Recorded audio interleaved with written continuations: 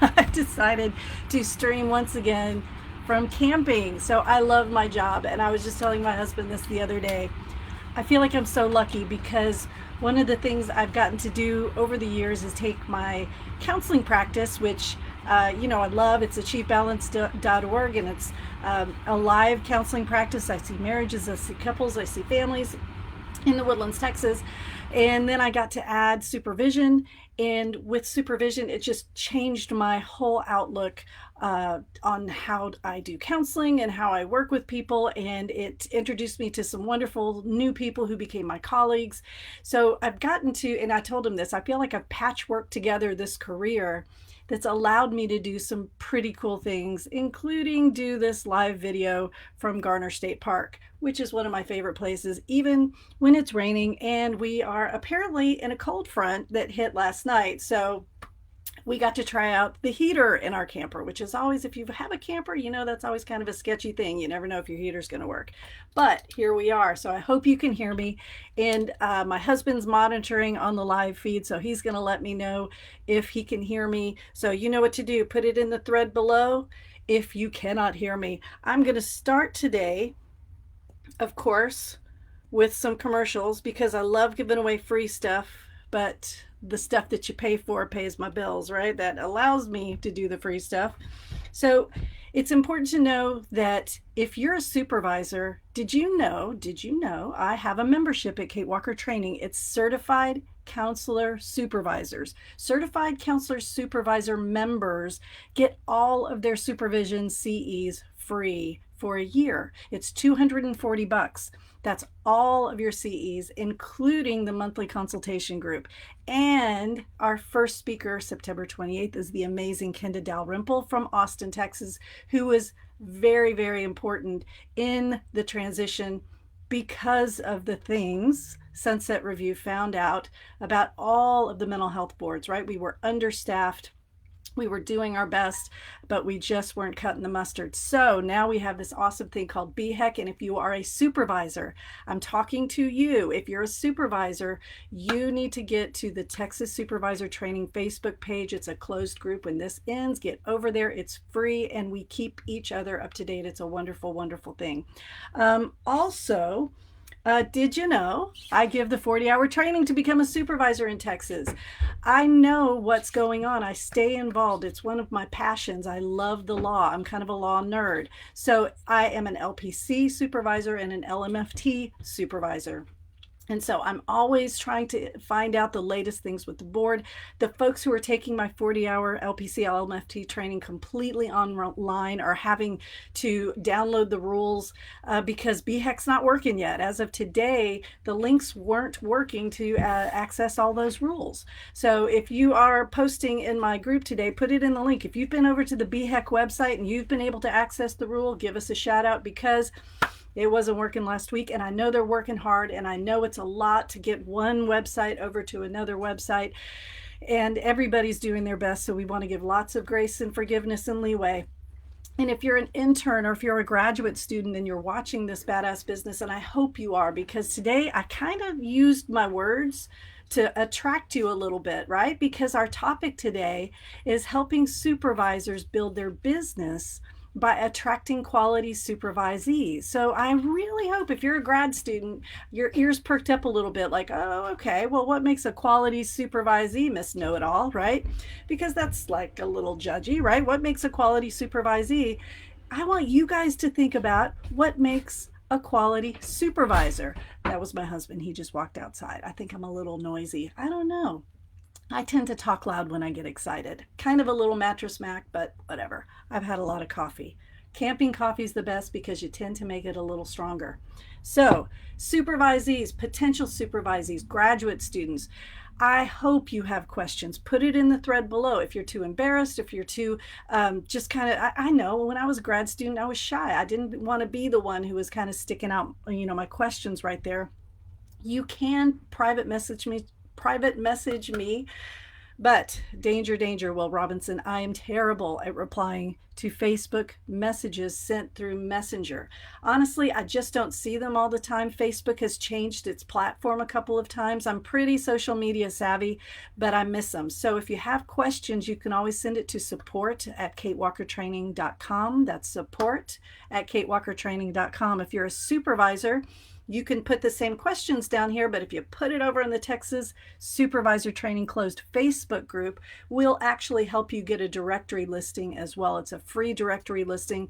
We're just trying to get that link out to every university in Texas so that those folks looking for practicum sites, looking for quality supervisors, will be able to connect and interview, which brings me, how am I doing on time? I am talking fast. Let me get to my next piece here because I want to give shout outs. I missed shout outs last week. And because I missed shout outs, we have 22 new badass business folk. We have 22 new badasses in this group. I do vet you guys. Not everybody can join this group because if you don't answer the questions, well, I get that. But I tend to dig a little deeper. I'm going to look and see what groups you're in. I'm going to look and see if you're really a counselor, right? If you're just poking around wanting to sell stuff, you're not going to be able to get into this group. So I'm really happy to welcome Shirley T, Jeremiah Hernandez, and Jeremiah has already asked me a question and learned that I'm terrible at answering Facebook messages. Lynn Hollister, Crystal King, Margaret Smith, Liz Margaret, Gracie Kabuto, Dan Taylor, Noemi. I love how you say that, Noemi. That's such a cool way to spell that. V. Garcia, Stacy Ulrich, Allison Wiatrek Henley, Patty Clement, Raina Toria, Kelly Crowers Gidge, Tiffany Hall Warren, Emily Morrison, Amber Johansson Bailey, Awa Jenga, Corey Herrera, K. Marie Henley Nutt, and Sandy Matassa. Welcome to the group. Let's get to work. Okay, so September is all about supervision because that's what counselors do. You hit about 4 or 5 years and you're thinking, I need to take that 40-hour training to become a supervisor because I want to build my practice, because I want an additional stream of income. Well, here's how this goes. When you take on supervisees, you're increasing your liability. Now, don't let that scare you, right? We didn't get into this business because we're afraid. We got into this business because we had a story and we wanted to share our gift, and we're too important to lose to things like going broke, getting in trouble, not knowing the rules, right? Because #counselors don't quit. And you want to pass that on to the next generation. Now, there are ways of doing this so that we mitigate liability. I'm never going to use the words eliminate liability. Kate Walker Training is never going to sell you some kind of magic dust that's going to help you never, ever experience a complaint, right? I can't do that for anybody. So the way I can help you mitigate liability is to help you get your shit together, right? Supervisors, you have to get your shit together. There's a way that you can practice, especially if you're a solo practitioner and you know how to do your notes and it's very idiosyncratic to you, and that's great. But when you start taking on supervisee, it's a whole different game. Okay, Kathy is telling me that the broadcast keeps pausing. Do I need to slow down a little bit? Just started it again. Okay. Paused on me. Okay. Do you know how much I missed? No, it's probably still recording now. Okay. Well, hopefully it's still recording, and then you can look at the broadcast later. I'm going to. Do you think you should take my phone? Okay. So September is all about. Do you want to take my phone and maybe put it where more bars are? I'm going to try to find more bars. So let's talk with what makes. Can you turn the volume down? I did. Okay. It's weird hearing myself talk. Hey, live streaming in a camper. So let's look at number 1. How do you attract quality supervisees? Number 1 rule, form relationships with universities that you trust. Form relationships with universities that you trust. Okay, so I know a lot of graduate students have gone to universities and they ended up not liking the program, right? And so when they come to find an excellent supervisor, I hate to tell you this, but sometimes you've got some skills that are lacking. Now, there is something called KCREP, And I'm not advocating KCREP. KCREP didn't pay for this broadcast, but what KCREP has done is it has a set of criteria that supervisors know. Like, they don't have to know exactly what courses you took. If you come from a KCREP accredited university, the supervisor knows, okay, you had this, and this. They don't know if it was quality, but at least they know you had those courses. So that's kind of your baseline. So supervisors, if you're taking on an intern from a non-KCREP accredited university, and let me tell you, there's some amazing ones out there, right? Just because they're not KCREP accredited doesn't mean they're bad or lacking in any way. It just means, supervisors, you're going to need to do a little digging. You're going to have to ask for an unofficial transcript. So look at the transcript. You want to make sure, like, okay, if they made a C in research, that's one thing. But if they made a C in their internship, that may be a problem. So you need to ask them to provide their unofficial transcript so that you can take a look at their grades and also look to see where things like group happened. All right, let me tell you a little bit about group. Most of your interns are going to get jobs working with groups. If you look at their transcript and you don't see group in there, and then you ask the potential supervisee, hey, did you have group? And they said, yeah, it was part of my blah, blah, blah class. That may be a problem. If you take them on, you're going to need to give them a little extra attention in groups, right? Because that is going to be almost directly what they'll be thrown into. And one of the greatest causes of liability is our interns, supervisees in over their head, right? And if you come to our consultation group September 28th with Kenda Dalrymple, if you're a supervisor and you join that group, you'll hear her say that. That's the number one complaint for supervisees, is they were just in over their heads. So take a look at that transcript. Make sure they have the skills that you know that they'll need, especially if they come to you with a job, right? They come to you and they say, hey, I just got this great job. I'm going to be at a DID clinic, but I need to get outside supervision. How about supervising me? And you look and you see they had not a single class on DID or groups or anything like that. You may want to hit pause and say, I'll take you on, but you need a little extra training here. All right. There's nothing wrong with, as a supervisor, building your practice, your supervision practice with supervisees who have the training they need to go into the job. So I hope people understand, and you put this in the thread, lots of supervisees, part of their training is to get the training, or part of their job is to get the training to do the job. But that may not be enough, right? They may not get the proper training that you as a supervisor want them to have, all right? So first, number one, form relationships with universities that you trust. Then at least half your job's done because they've taken the classes, the professors. Offer to go take a professor to coffee. Professors love that, right? So go send them an email, say, hey, can I buy you coffee? Can I provide free CEs? Can I send over a basket of muffins to the break room at the university? Hopefully someday when we'll have break rooms at universities again, right? It's not the same as paying for referrals for your patients, for your clients, right? Asking a university to send you interns and you offer to do free things for them, that's okay, right? There's nothing wrong with that. You're good. All right, so number two, can you hear the birds chirping? I love it. But anyway, I think cardinals sound like car alarms. It's my personal belief. Okay, number two, interview.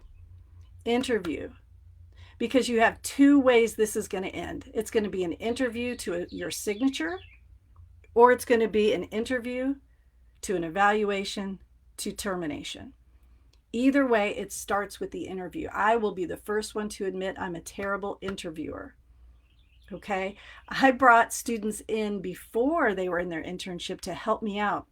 And I'm looking at one of the folks in the thread here, Laura Aguirre. She was one of the ones, and she was fabulous. And she came on board, and I had her as a pre-graduate, and she worked with me at Ann's place, and I watched her grow. And it was amazing because I had the relationship with the university, and I got to know her. So way before she became my intern, I had a relationship with Laura. I knew how she was as a person and how she was with her clients. So it was a really nice way to get to know her. And actually, supervisors, that's how you vet potential supervisees. You know, you can get them on before they're your official supervisee and see how they work.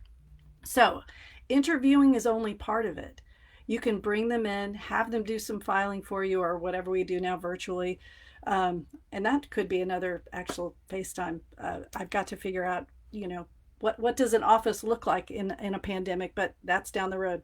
I will be doing, by the way, sidebar, I will be doing the pre-conference workshop for TCA Professional Growth Conference. I will be providing a supervisor refresher course called Supervision in the Age of COVID, and we will address that. So when you vet your supervisees before they become your supervisees, yay, whoop, whoop, good job. Interview, evaluate, then at the end they get your signature. If you interview and you don't evaluate, you won't have a way to remediate. And then when you terminate, you're going to look back, and this is if you get a bad intern, if you get a bad supervisee, bad in air quotes, bad no air quotes, whatever it is, right?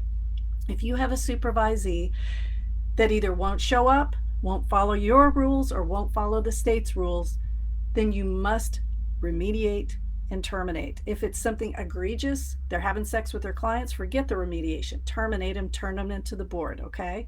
So the way to find quality supervisees to build your supervision practice is to have this interview or vetting process, orientate them, right? Get them to know you, how you want them to report abuse, get help for a minor who's threatening suicide, report when an adult is threatening harm to themselves or someone else. Like, you tell them the steps you want them to follow, then evaluate them.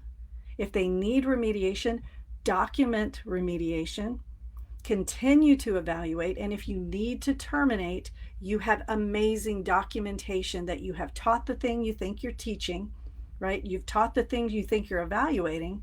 You've checked for good communication, because evaluation is an amazing way to communicate with another person, right? I need you to do this thing. You only got a 1 out of 5 on it. You're not doing the thing, right? So you're communicating your expectations. Make sure you're teaching the skill. If you don't know how to do it, send them out for some CEs, right? Telehealth.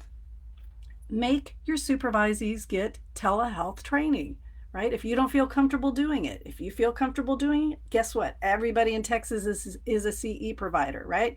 You're a CE provider. You're a CE provider. You're a CE provider. We're all CE providers, thanks to Sunset and all of the boards. Social work, I'm not real sure about you guys, but I know LPC, LMFT, there is no provider list. All right. Number 3, and I promised you this one, supervisors. The way to get quality supervisees is to get your shit together. These folks have just graduated. They're used to deadlines. They're used to people doing what they say they're going to do. They're used to people checking their homework.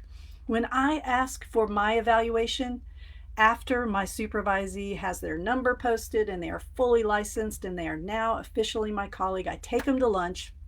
We go sit down to lunch and I say, okay, what can I do better? How did I mess up? One of the top complaints my supervisors gave me was I didn't check homework. I would give them something to do and then I wouldn't follow up on it, right? These folks just finished a rigorous 60-hour master's program and I'm not checking their homework. Who looks like they don't have their shit together, right? So supervisors, you have to have a system in place to keep organized. You must have a scheduling system that your supervisees can find you and contact you and reschedule with you. One of the biggest causes of direct liability for supervisors, that's you supervisors, is not being available. If you don't have your shit together and you're not available, that is direct liability. When you show up at the board for that complaint, and the board looks at your intern or your supervisee, and the supervisee said, well, I can never find her, or he would only meet with me 30 minutes a week. Well, what did you do to try to fix that supervisee? Well, I tried calling them, I tried leaving messages, I tried emailing them.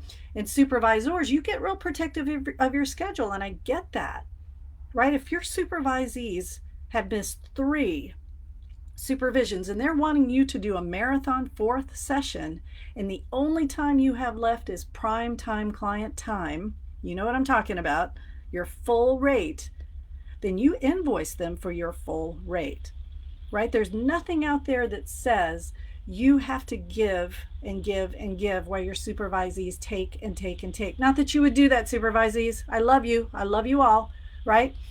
But you have to remember, supervisors, having your shit together means that you're invoicing.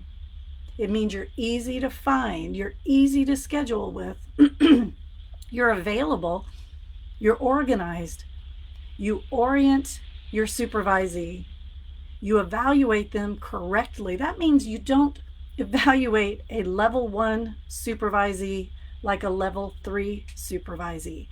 Our supervisees, they're smarty pantses, right? They just passed their comps, their licensing exams. They know stuff, but they're still level 1.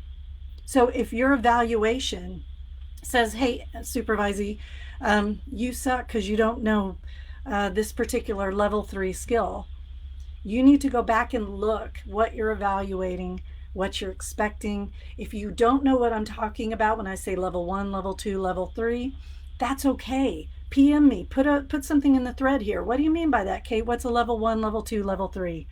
So understand that your evaluation will lead to your remediation, right?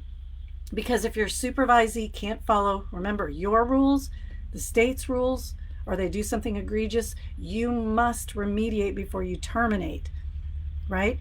And if you end up having to terminate, then you have all of the documentation in place because you have your shit together, you're organized, you have these systems in place.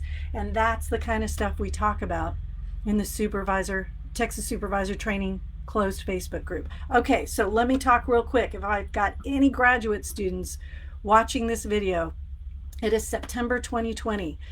The rules are about to change, and I know you're so excited. LPC interns are about to become LPC associates. You have to stay informed, right? You cannot just say, well, my supervisor this or my supervisor that. Do your part. Stay involved. Join Texas Counseling Association. Join Texas Association for Marriage and Family Therapists. Stay involved. Get involved with rules, ethics committees. Know your stuff. It's really important that you know what to do. And if you have questions, ask them. This is a buyer's market. And I'm talking to you, pre-supervisees. You can supervise with anybody in Texas. LMFTs, there are some limitations, but LPC associates, you can supervise because the limits on technology are gone. If you're in El Paso and you want to supervise with somebody in Dallas, you go for it. If you're in Dallas and you want to supervise with somebody in Austin, you go for it. You can do it all online if your supervisor is open to that. So let's review. Supervisors, how do you feel you practice with quality supervisees? You form relationships with universities.